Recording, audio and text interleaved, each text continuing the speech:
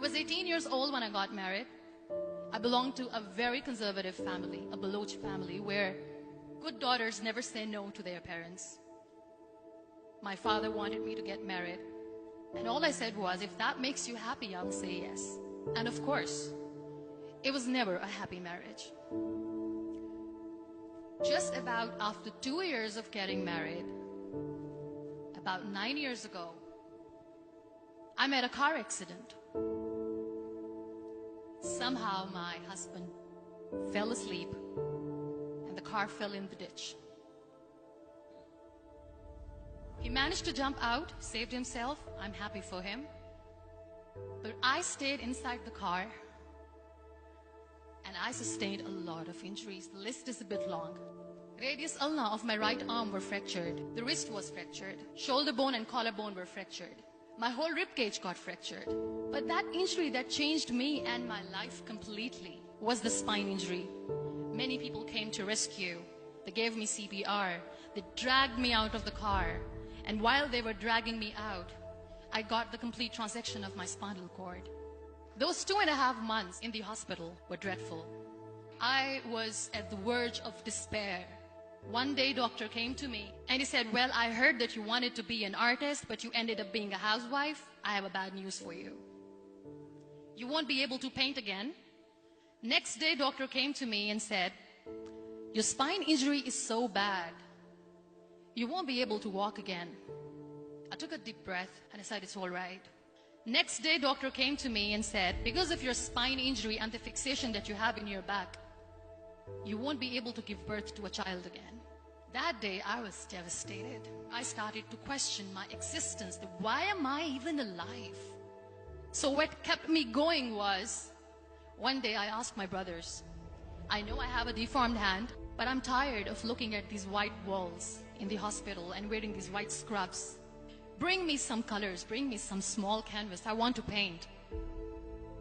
So the very first painting I made was on my deathbed, where I painted for the very first time.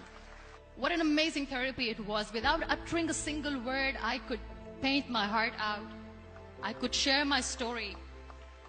People used to come and say, what lovely painting. So much color. Nobody could see the grief in it. Only I could.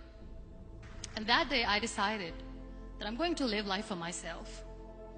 I am not going to be that perfect person for someone. I am just going to take this moment and I will make it perfect for myself. That I'm going to fight my fears. So I wrote down one by one all those fears. And I decided that I'm going to overcome these fears one at a time. You know what was my biggest fear? Divorce.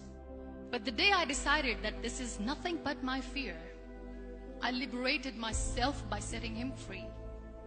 And I made myself emotionally so strong that the day I got the news that he's getting married, I sent him a text that I'm so happy for you and I wish you all the best. And he knows that I pray for him today. Number 2 was, I won't be able to be a mother again. And that was quite devastating for me. But then I realized there are so many children in the world, all they want is acceptance. So there is no point of crying, just go and adopt one. And that's what I did.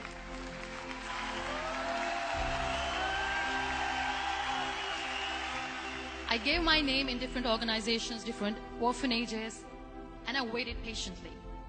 2 years later, I got this call from a very small city in Pakistan. I got a call and they said, are you Muniba Mazari?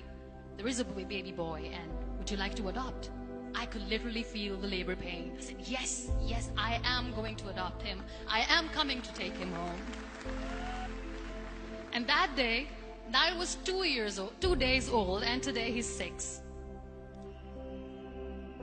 You know, when you end up being on the wheelchair, what's the most painful thing? People think that they will not be accepted by the people because we, in the world of perfect people, are imperfects. So I decided to appear more in public.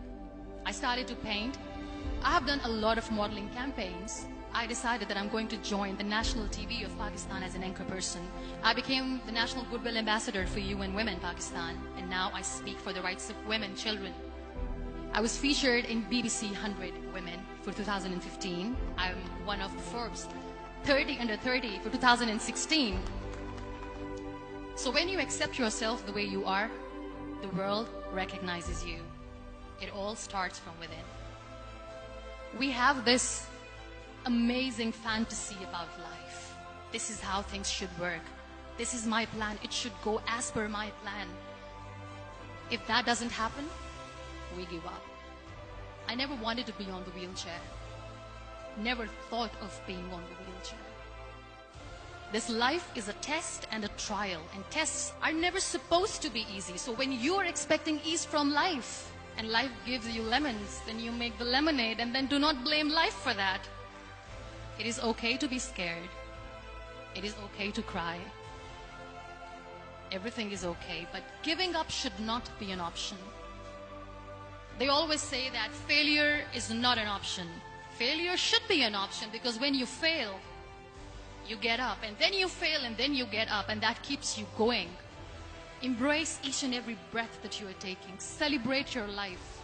Live it. Don't die before your death. Real happiness lies in gratitude.